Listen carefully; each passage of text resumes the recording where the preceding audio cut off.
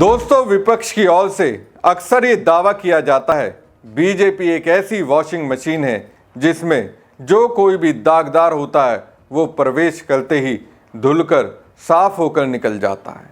साफ सुथरा, neat and clean. लेकिन विपक्ष का ये दावा अब सच होकर भी पता नहीं मुझे क्यों लग रहा है भूतपूर्व हो गया है, क्योंकि बीजेपी की दोस्त एनसीपी के ही सर्वे सर्वा अजीत पवार ने जो दावा किया वो उससे भी ऊपर वाला है और बीजेपी को एक अलग ही तरीके से परिभाषित करता है। अजीत ने जो नया दावा दोस्तों किया है उससे मुझे ऐसा लगा वो कहना चाह रहे हैं वो जैसे थे वैसे ही हैं और बीजेपी ने मुझे उसी तरह से कबूल किया। पीएम मोदी और गृह मंत्री अमित शाह ने उसी तरह से कबूल किया। अब अजीत पवार के इन दावों से मुझे लगा बीजेपी को दाग अच्छे लगते हैं। वॉशिंग मशीन बनकर धोने की प्रक्रिया को वो भूल गई है। इस शब्द को डस्टबिन में डाल दिया है। विपक्ष को भी अब इसे डस्टबिन में डाल देना चाहिए। नमस्कार दोस्तों, मैं हूं प्रवीण सानी। जी हाँ दोस्तों, अजीत पवार ने खुलकर कहा, हाँ मैं आरोपी हूं। जाओ पहले अपने आकाओं से पूछ लो, जिन्होंने मुझसे दोस्ती की उनसे पूछ लो। मैं जैसा था उसी तरह से स्वीकार उन्होंने किया है। दोस्तों, अजीत पवार ने जो दावा किया है वो दावा क्यों किया और किया तो उससे कैसे बीजेपी की कथनी और करनी में फर्क दिखने लगा। पहले अजीत पवार का ये बयान दोस्तों सुनिए। सुनना जरूरी है, एक बार जरूर सुनिए। तुम्हाला माहिती आहे माझ्यावर 70,000 कोटीचा भ्रष्टाचाराचा आरोप झाला ना। ज्यांनी ज्यांनी केलं त्या सगळ्यांच्या बरोबर मी सरकारमध्ये आहे का? आहे ना? अजीत पवार ने मराठी में अपनी बात रखी। आप में से कईयों को उनकी भाषा समझ नहीं आएगी। कोई बात नहीं, मैं आपको बताता हूं आखिर वो क्या कह रहे हैं।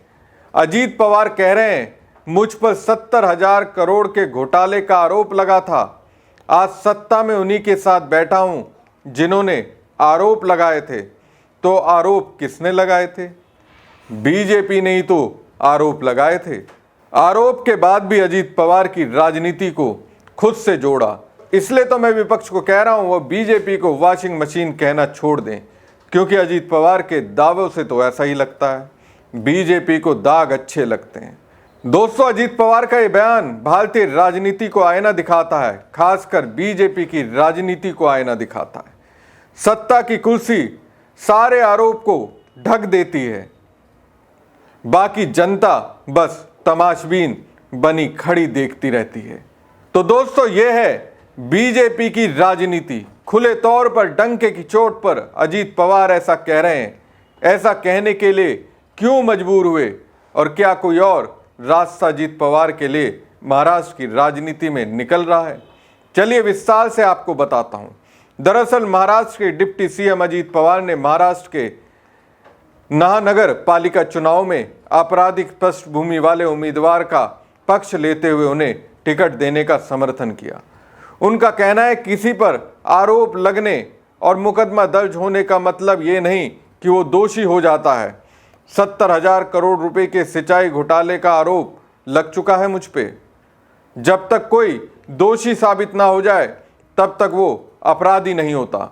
अजीत पवार का ये दावा सही है, लेकिन जिसके साथ उन्होंने दोस्ती की उसी बीजेपी ने जब वो उनके साथ नहीं थे तो अपने इस आरोप को इस तरह से उन पर मढ़ा था मानो वो दोषी है ही नहीं। अब दोषी होने के बाद भी अगर बीजेपी उन्हें स्वीकार करती है तो बीजेपी के नज़र में दोषी तो वो बने ही नहीं। लेकिन अब तक खामोश रहे अजीत पवार ने बीजेपी के रणनीतिकारों को एक तरह से बता दिया जो आरोप उन्होंने उनके ऊपर चिपकाए थे। अब उसी आरोप की बात बाहर निकलकर उनकी हवा को टाइट करेंगे।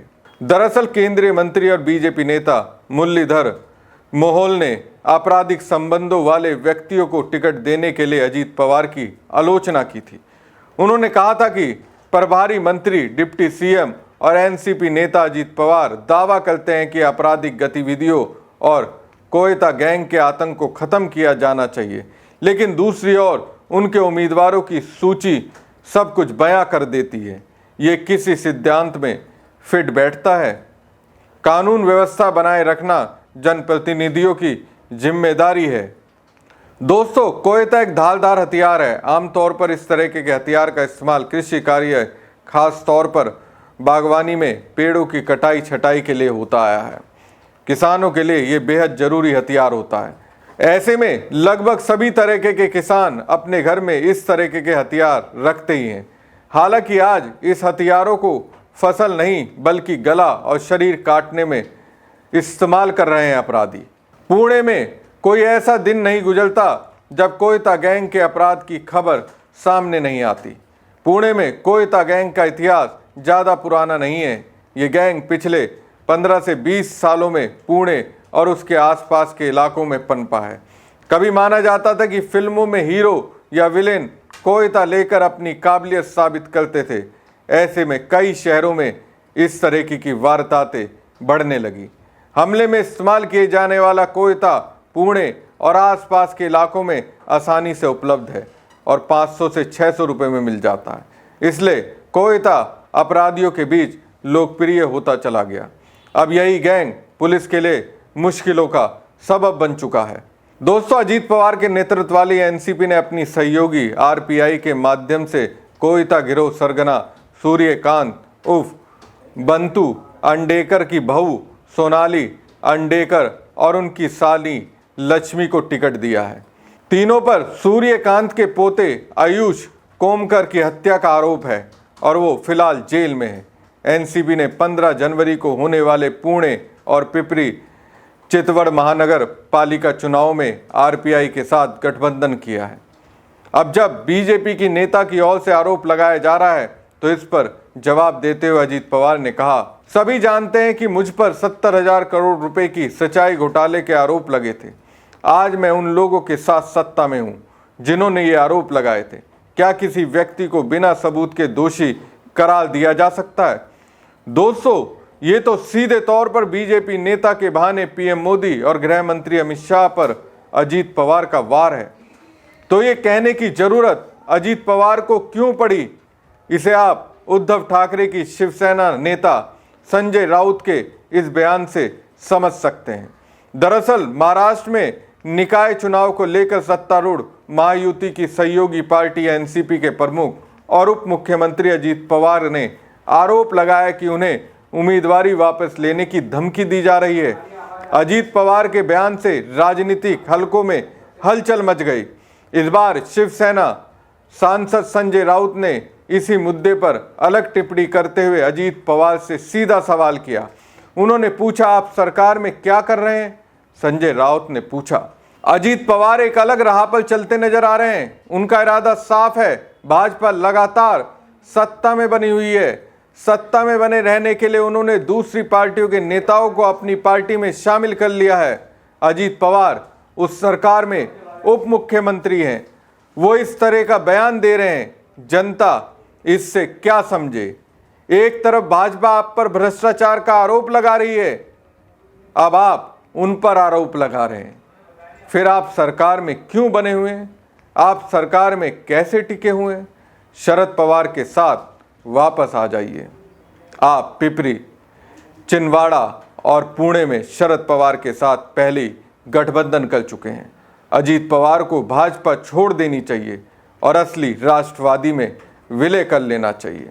उन्होंने कहा कि असली राष्ट्रवादी शरद पवार हैं, बाला साहब की शिवसेना उद्धव ठाकरे की है।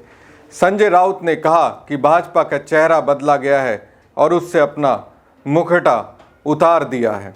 तो साफ है दोस्तों, जिस तरह से अजीत पवार ने बीजेपी के खिलाफ बगावती रुख अख्तियार किया है, उसके बाद ये ऑफर दिया गया। वैसे भी समय समय पर ये खबरें आती रहती हैं।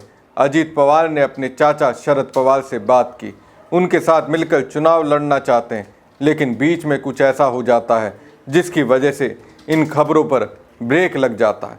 अब जिस तरह से अजीत पवार ने दोस्तों बीजेपी को अपने तेवर दिखाए हैं, उससे तो ऐसा लगता है तलखियां तो बीजेपी आला कमान से उनकी बढ़ रही हैं। जिस तरह से अजीत पवार ने खुलेआम कहा, जिसने 70,000 करोड़ घोटाले का आरोप मुझ पर लगाया, मैं आज उन्हीं के साथ सत्ता में हूँ, उससे तो इसी और इशारा जा रहा है अजीत पवार अब आर पार के मूड में है। आपको क्या लगता है? कमेंट बॉक्स में कमेंट करके जरूर बताएं। साथ ही पेज को ज़्यादा से ज़्यादा लाइक और शेयर कीजिएगा। धन्यवाद।